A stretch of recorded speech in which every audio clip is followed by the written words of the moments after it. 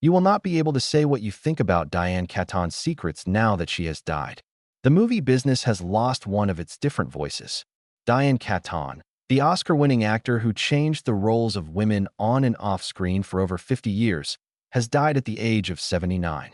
As praise for her keeps coming in, known for roles in Annie Hall, The Godfather trilogy, and many others, some shocking facts about her very private life have started to come out about her well-known movies. Truth, very careful that not even her closest co-workers knew about them. Diane didn't just keep to herself. She was careful about her image in ways that no one knew about. A longtime friend who has worked with Keaton on several movies said, "What people saw, the weird clothes, the self-deprecating humor, and the choice to be single, was real, but it was also a carefully built wall that kept secrets that would have shocked her fans." In the days that followed her death, a series of reveals from her unpublished memoir, interviews with people close to her, and reporters have given a very different picture of the woman behind the worried laugh and to big glasses.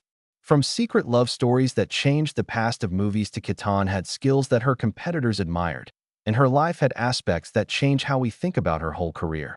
Here is a list of the 10 most shocking lies Diane Keaton lived with until she died.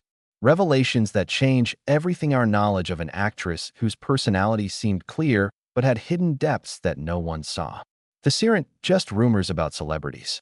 They're honest thoughts on a complicated woman who changed American movies while she kept her real self hidden behind the roles she played so well.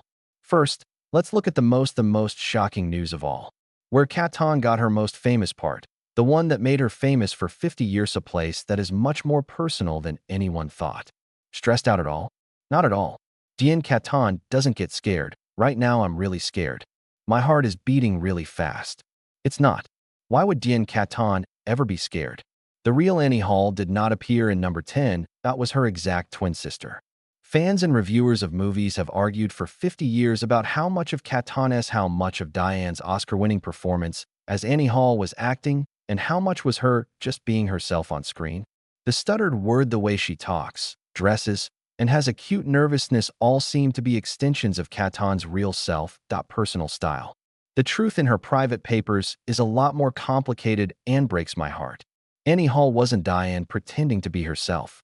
Diane played Anne, her twin sister who died when they were young. Were teens, said a family member who asked to remain anonymous.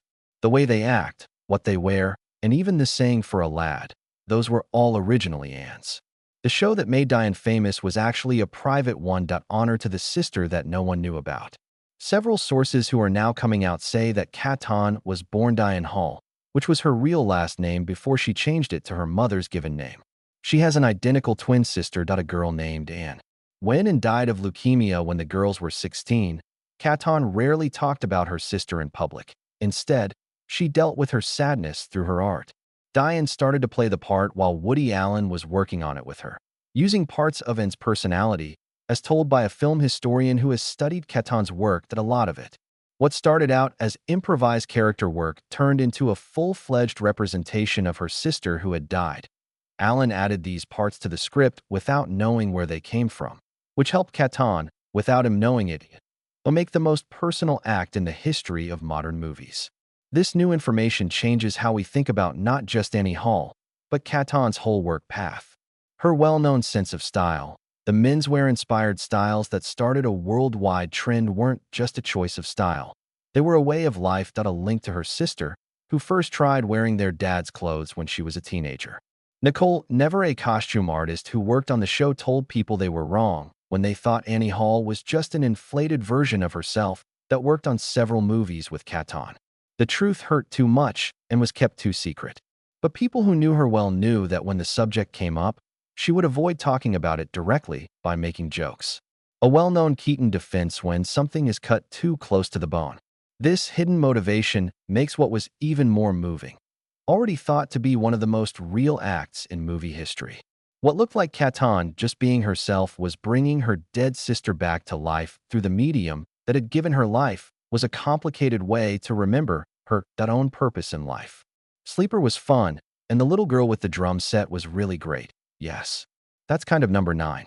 The relationship with Warren Beatty that was kept hidden and changed Hollywood. It was always known that Diane Keaton was seeing Warren Beatty in the late 1970s. The two were seen dating around when they worked together to make Reds. What had been hidden until now was the real nature and huge effects of their romance, which completely changed the balance of power in Hollywood in ways that are still felt today. What no one Diane and Warren weren't just lovers. They were also working together in secret as business partners during a crucial time. An important moment in the history of movies, said a former studio official who worked closely with both stars. There, the relationship built a power base behind the scenes that permanently changed how companies dealt with female stars. Several people, who wished to remain anonymous, say that Keaton and Beatty made a secret deal after seeing how the same companies treated them in different ways. When Beatty found out he was getting paid almost 3 times what Keaton was, even though Reds had just won an Oscar and was a similar box office draw, the two came up with a plan that would use his power in the industry to help her get ahead. Warren started to demand that contracts be clear, and an industry lawyer who knows about the case said that the way they treated everyone equally was groundbreaking at the time, making the plans. He wouldn't make deals unless Diane got fair treatment, and not just on their shared K-Stop projects, but also on her own movies. They didn't tell anyone about this deal so that companies wouldn't just not willing to work with them together. Because of this partnership behind the scenes, Keaton was one of the first stars who are women will get profit-sharing deals like stars who are men. A big step forward for business that people of her time used and liked without knowing she came up with it first. What made their plan so smart was a film historian who studies Hollywood power systems said that it never seemed like activism. It was Warren seen as a difficult but brilliant male star who was making reasonable requests. If Diane had fought in public, she would have been called difficult and maybe even unhireable if she had fought these fights herself. Why does this news stand out? What's most important is how it changes how we think about both stars. Beatty was known as a when seen as partly driven by a desire for fairness. The term controlling perfectionist takes on a new meaning at the same time. Keaton's carefully cultivated image as a bit disorganized and non-confrontational seems to be a strategic deception that helped her reach real business goals without causing problems in the industry. According to a report, they set an example for how women could get power in Hollywood without seeming to want it. The modern woman who makes music. Diane's skill to look non-threatening while making deals that changed the world was the public never got to see what was probably her best act. Thank you, Miss Diane Keaton. How are you tonight? I'm fine. You can find me hiding behind my banks. Yes. 8th, her secret building plan stock worth a lot of money. While Keaton's love of building and design was clear from her coffee table books and talks about the home improvements she made, but what was kept secret was how much she worked as a professional in the field. A secret second job that was just as clever and profitable as her movie work. Diane wasn't just interested in building. She really was an artist who worked under a fake name on major jobs. An architect who worked with her on several buildings told her. She used her mom's given name by adding her middle name to her first name to make a professional identity different from her Hollywood persona. In line with several people in the design world say that Keaton, working under this different name, designed or co-designed over several dozen important homes and businesses in Southern California, including several there are famous houses that have won important architectural awards. She did not mix this work with any other. A longtime friend who knows both sides of Keaton's career described what her public identity is. In fact, she would when you go to a design meeting, you should change your clothes, put on new glasses, and act more professionally. That a lot of the people who hired her as a designer had no idea that she was also Diane Keaton, the actor. This secret portfolio, which is thought to be worth over $30 million, reflects a body of work that is just as big and important as her movies. A number of her Architectural Digest and other design magazines have written about the buildings and given them good reviews that new ways of doing things without ever knowing what's thinking behind them. This shocking news comes from the fact that she oversaw 2 high-profile, press-worthy jobs at the same time for decades without ever letting them slip. One person who wrote a biography of Keaton said, "Cross-contaminate. It was like she put these parts of even close friends from the movie business didn't know about her life, about the size of the buildings she has built." Keaton made the choice to keep these places separate because determined that her design work should be rated on its own, without the influence of her fame, that inevitably leads to. This dedication to honest review of her work, even if it meant keeping herself from the public recognition, speaks to a deep sense of honesty that guided her in both jobs. The buildings were her gift as much as the movies, said a designer who worked with Keaton for more than 10 years. But she liked their work, but she put her honor over her ego. How many people in her shoes would pick privacy over acclaim? Her name was Diane. Setting up beauty without having to put her name on it. You're a painter. I think you're a great artist. I love it, and remember it that I will always love you. The seventh thing is the truth about her friendship with Al Pacino.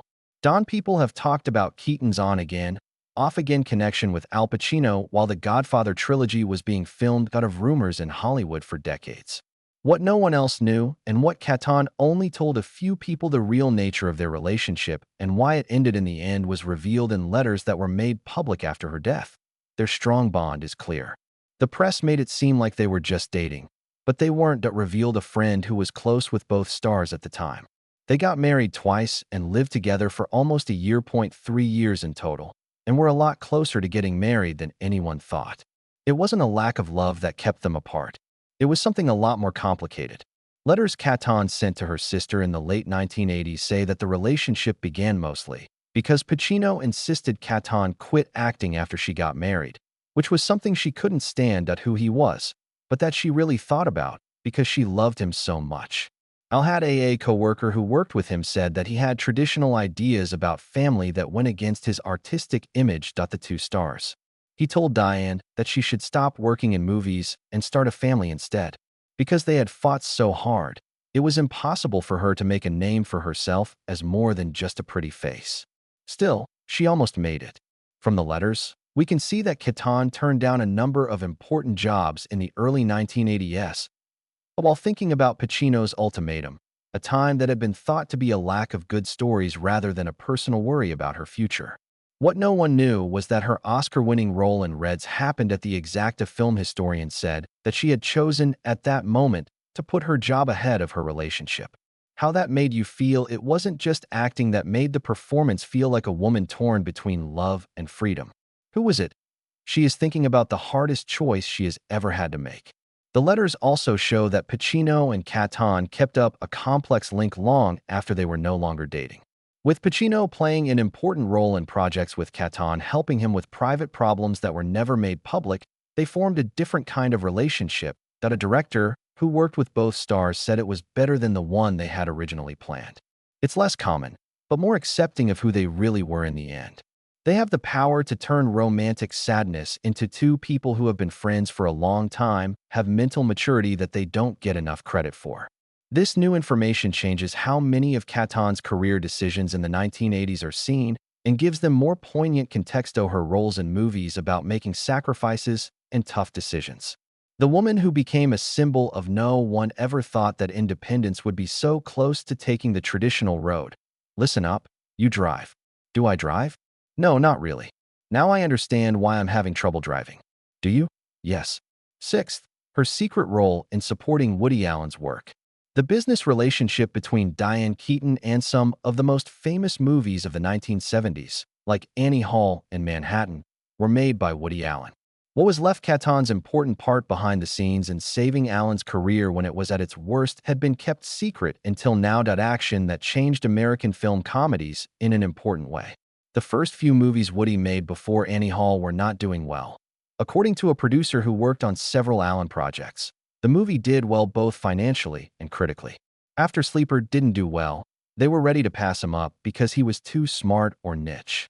Diane was the one who fought for his ideas and changed parts of Annie Hall to make it easier for people to understand without changing what it's about. I in line with several sources are now saying that the original plot for Annie Hall, entitled Anhedonia, was a much more experimental, disjointed, and hard-to-watch movie that studio execs were ready to push after seeing early footage. Keaton, well aware of its flaws and opportunities, started a number of last-minute rewrites. Diane fit in well with Woody's smart comedy, and what a screenwriter who read early drafts of the story said it was something that average people could relate to. She also said the push for the romantic parts that gave the movie its heart and got them to add the emotional thread that was missing. Woody to cut almost 40 minutes of philosophical sidetracks that would have turned off viewers. The action was kept secret because Keaton wanted it to be. She knew that Alan's status as a unique or was very important to his creative identity and his ability to keep creative control. Making the people vouch for her making contributions would have hurt the job she was trying to save. She knew that Woody's pride made him do it to be seen as the only one who came up with the ideas for his movies, said a casting director who worked on several Allen projects. She didn't question that. Instead, she found ways to improve his work while letting him keep that image. It was an incredibly kind act that put the work ahead of personal praise. How well Annie Hall did, which won 4 Academy Awards, including Best Picture, made Allen a big director and set the standard for all of his work after that. What no one knew until now was how close that big step forward was to never happening. And how directly Keaton's unpaid work shaped what is now seen as a turning point in American comedies and movies. Diane's mark is all over the parts of that movie that really hit home for her. A film expert who has done a lot of research on Allen's work was watching the crowds. The inner truth, the neurosis that was easy to understand, and the balance between mind and heart became hallmarks of his most famous works. And they came about because of her impact. This new information changes how we think about one of cinema's most famous creative partnerships, showing that they worked together and depended on each other a lot more than the public thought.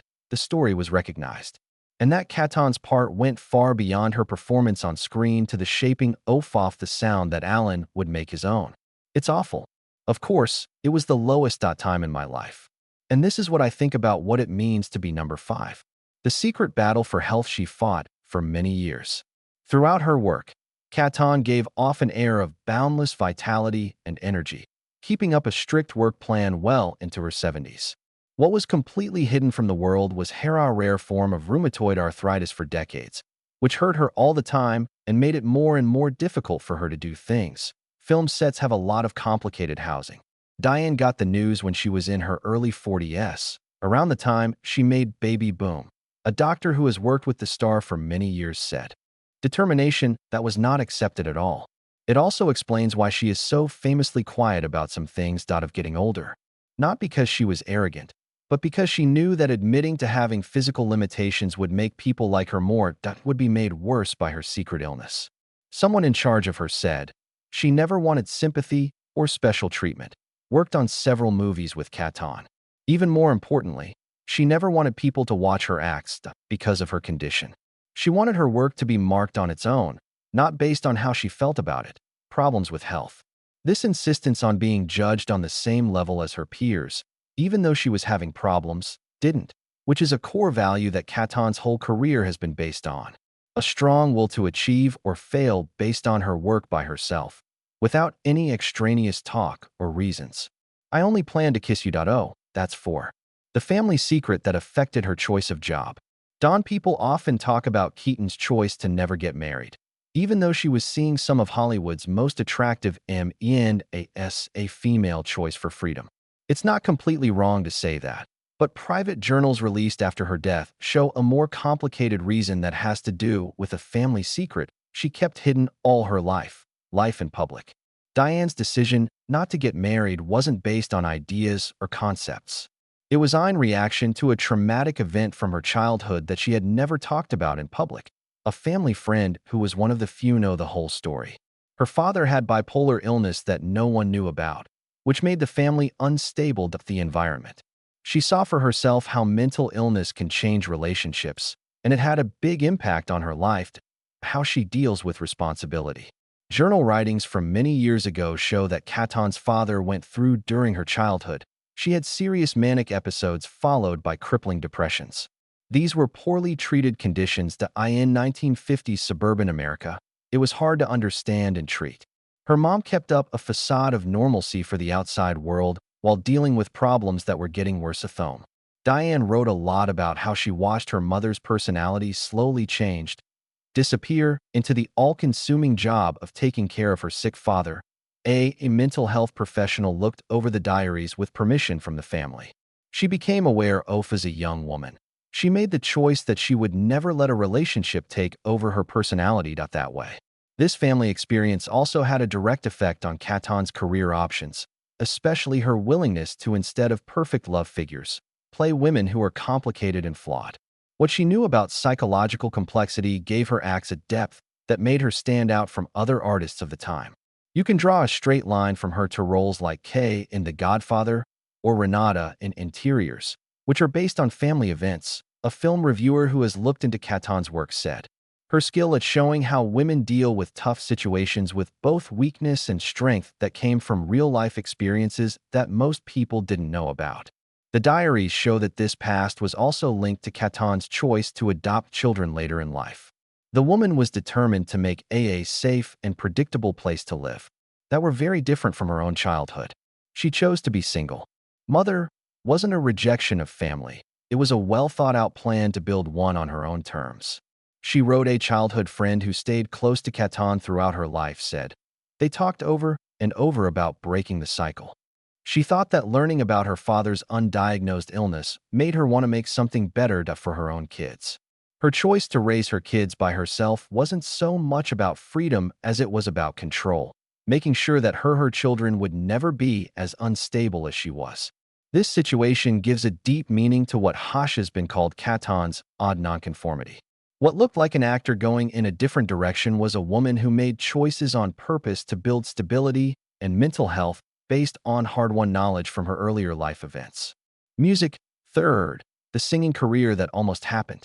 Long before her singing in Annie Hall made people fall in love with her, Diane Keaton was on track to become a star thanks to movies like And So It Goes. She quit being a professional singer to become an actress, but she kept improving as a singer in her spare time, making a huge amount of recorded work that not many people knew about. Diane used to be in training to be a musician before a music producer who worked with Keaton on several secret recording projects said that she switched to acting.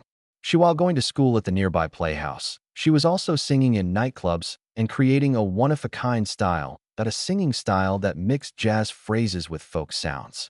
Several people in the music business say that Keaton kept a fully equipped recording booth in her house for many years and recorded more than 100 original songs there. She had a whole singing career that included songs and covers of standards that she never put out on the market, like her work in movies. She would hire top session players late at night after film shoots or in the mornings before interviews. An engineer who worked on these secret recordings said that they were like movies. These weren't just for fun hobby sessions. She worked hard on these recordings with the same discipline and focus that she used when she was playing. The result was the amount of work is amazing. If it had been released, it would have made her a well-known recording act besides her work in movies. Keaton chose to keep this musical work secret for a number of different reasons. At the start of her career, she was afraid of being labeled as just another actress trying to use her fame to start a singing career at the job. Later, when the tapes got more personal and autobiographical, she didn't want to share them because they were too revealing with other people. The songs became a private, emotional journal. A musician who worked with her said, every day, she thought about her relationships, her failed careers, her family problems, and everything else she had been through. Be careful not to talk about in interviews. Through these recordings, they showed how vulnerable she was, didn't feel safe sharing while working in Hollywood. In her last years, Keaton was said to have started getting these records ready for a possible future release by carefully cataloging and remastering tracks recording from 50 years of personal musical discovery. People who have heard parts of this collection have said her film work is revelatory and shows a completely different artistic sense. It represents a whole creative life besides her work as a public figure. Astonishing is not only the work itself, but also Thea noted a practice needed to keep up this level of artistic output without getting any attention from the public, a musicologist who has looked over some of the records. Most people who are creative want to be recognized for their job. Diane worked on her art for decades, but only a few people knew about it. That's a rare purity in art. This new information changes how we think about Keaton's creative life and suggests that in spite of how impressive her public work was, it was only one part of her artistic expression. People who thought they knew her kept her most personal and successful work a secret on purpose. I like you a lot. I like you a lot. Yes, but I love you the way you are. Second, the script that Hollywood turned down because it was too female. During her work, Diane Keaton sometimes tried his hand at directing, helming movies like Hanging Up and Unrung Heroes. What wasn't known until now began her decades-long battle to bring her most personal script to life, a project she had worked on many times. Studios turned her down even though she was a big star and had a track record. Diane wrote a movie script called The White Room in the late 1980s that Hollywood sources thought was one of the best unproduced scripts ever found. A producer who tried to help Keaton make the project. It was an honest look at female friendships over many years that it's funny, sad, and bluntly honest about women's lives in ways executives were very unhappy with that. Several people who know about the script say that The White Room was about three women from the time they met in college in the 1960s to the time they were middle-aged. Relationships changed as people got married, divorced, had kids, had health problems, and had wins and failures in their careers. The story was praised for how honestly it dealt with female sexuality, getting older, and wanting to succeed.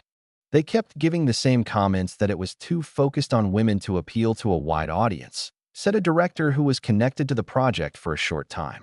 Even though Diane offered to act with Meyer Street and Jessica Lange, who both agreed to work on the project, no one would give it the go-ahead, even if it had 3 Oscar winners connected. It took Keaton over 30 years trying to get the movie made, rewriting it many times and going to each new company with new hope. She allegedly spent a lot of her own money to keep the option on the underlying material and asked for various budgets to show that the project could make money. What made Thea's source said that the refusal was so painful because this screenplay was Diane's most personal work of art. A close friend who knows about the project. She based it on her own experiences and what she saw about how women as friendships keep them going when things go wrong in their marriages, jobs, or health. It was the work she was most excited about putting on the screen. Finally, in a strange turn of events, many video services have shown interest in tried to make the project into a limited series, but Keaton told them she would only let it be made as a theater movie, a stand on artistic principle that probably made sure it would never be made the way she had hoped. She wouldn't change the style because she thought the story was important. Her longtime agent stated that she had to experience it all in one sitting. A lot of money was offered to her to adapt it for TV, but she refused because she knew that being honest would cost her the chance to see her most personal work come to life. This news changes how people see Keaton in a new way. Behind the jokes about making fun of oneself and the artist behind the easygoing charm had been fighting sexism in the music business for decades and was willing to give up fame to do so, a chance to stay true to the work she believed in. Even if that meant it would never be seen by anyone. Is the fact that that child is wonderful. And I believe that number one is the real reason she adopted her kids.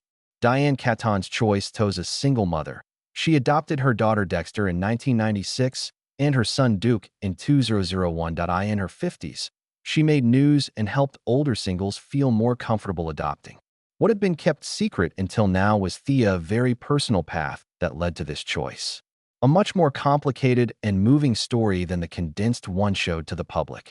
Diane's path to becoming a mother began with a terrible miscarriage when she was in her early 40s that a lot of people knew. Showed a close friend who was there for Keaton during this time.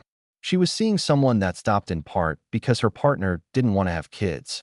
When she found out she was pregnant she thought the breakup was an accident, but she lost the baby at 5 months. Several people close to the actress say that her loss caused her to go through a deep time of grief and reflection, and that finally led Keaton to look into adoption, not as a way to live like a celebrity, but as the end result of took a long, thoughtful journey about what family meant to her. What not many people knew was that Diane had someone who helped her with the adoption process, said she had been looking into adoption since she was in her late 30s. The baby and the death sped up a path she was already thinking about. She learned about different ways for almost 5 years. Before she gave into adoption, she talked to adult adoptees about their experiences and thought about whether she was ready and what drove her, getting ahead. Keaton was very worried about adopting as a public person, as shown in her journals. She did amazing things to make sure her kids wouldn't become public figures or props for famous people. She set strict rules about their privacy that she stuck to while they were kids. She wrote a childhood development expert who spoke to her in depth about her fear that her fame would affect their growth, said Keaton was told. She set up complicated ways to make their lives seem normal, like using her mother's last name for registering for school and buying homes in places where her fame wasn't the main way people connected with each other with her. Keaton's writing about how becoming a mother changed her artistic choices may be the most telling thing about her. After her children were adopted, she purposely moved on to more business-related projects that needed it led to shorter shooting schedules and more financial security, which are decisions that film purists often criticize as compromises in the arts. In her private work, she made it clear that she knew she was giving up things in these ways that to make being present in her kids' lives a priority, said her ex-business boss. She wrote about how she learned from her mother's experience how not having enough money caused stress that had effects on other people, how families work. For her kids, she was determined to give them security and presence, even if it meant taking parts that weren't praised by critics. This new information changes how we think about the last part of Keaton's career, implying that the actor, who had been so committed to artistic integrity in the beginning of her career, made the same moral choice to put the health and happiness of her children ahead of praise in her later years. Being a mother wasn't something she did out of the blue or because Hollywood didn't give older women many parts to stress an old friend. It was the realization of a dream she had been working on carefully for many years. She worked hard to reach her dream, just like she did in every other part of her amazing life. As we've be looking into these 10 new details about Diane Keaton's personal life, a fuller picture of she was an amazing woman who was much more complicated, clever, and complicated than the way people saw her. Behind the funny, quirky, and self-deprecating character that wowed people for 50 years was a fiercely driven artist who dealt with the harsh realities of Hollywood while keeping her true self hidden for the greater good. The most important thing about these discoveries is how completely they change our understanding of what Keaton has done. She wasn't just a great actress who made personalities come alive. She was a musician with a body of work that no one knows about, a builder whose buildings can be seen all over California, an creative partner who helped make famous movies without getting fame, and a woman who overcame tragedy and physical problems without asking for help or sympathy. Even more impressively, she did all of this while keeping an online identity that seemed real and honest. The strange, tense energy that became her sign wasn't not real. Even though it was real, it only showed one side of a woman who had many more to offer to shared with the public. Finding out about these secret parts of Keaton's life doesn't take away from her legacy. It adds to a huge amount. The woman who seemed to pleasantly stumble through life was actually having a hard time with it, incredibly clear and focused. The actress who seemed to love being different and funny was actually making deeply thought about making decisions based on personal situations that few understood. Diane Keaton was really smart, but it wasn't just her, not only her acting skills, but also her ability to show a public side that felt totally real, while still there were holy places in her life that she kept secret. In a business that usually wants full access to its stars, she set limits for her that protected her true self, while still making her a person with whom people could connect with and love. As we remember her long and successful career, from her Oscar-winning role in Annie Hall to with movies like Something's Got to Give and her late career comeback, we can now fully enjoy her of achievement. She wasn't just playing complicated, strong women who had to make tough decisions. She was living in that truth with style, wit, and unwavering drive. The death of Diane Keaton opens the last chapter on one of Hollywood's most famous and liked characters. However, the news that new information about the complicated and smart woman behind the big glasses that came out after she died will known laugh. These 10 lies don't make Diane Keaton less of a person we thought we knew. It turns out she was even more amazing than we thought. The woman who seemed to love being unique and quirky was actually having a hard time living a purposeful life and making well-thought-out decisions based on few people understood your personal beliefs and experiences. As we remember what Keaton did for movies, clothes, and culture, we can now enjoy the amazing life she lived before she played characters. A builder, she was a musician, writer, and mother, but her creative work went far beyond the parts that made her famous. If you learned something new about Diane Keaton's secret life, please click like and subscribe to see more movies that look into the hidden lives of Hollywood's most interesting people. Please tell us what you think. Tell us in the comments below which of these Diane Keaton secrets shocked you the most that I thought you knew. Thank you for joining us as we look into the work of a truly unique artist whose full measure I just now becoming clear. A woman who did a lot of different things in real life and gave us a lot on screen besides the spotlight.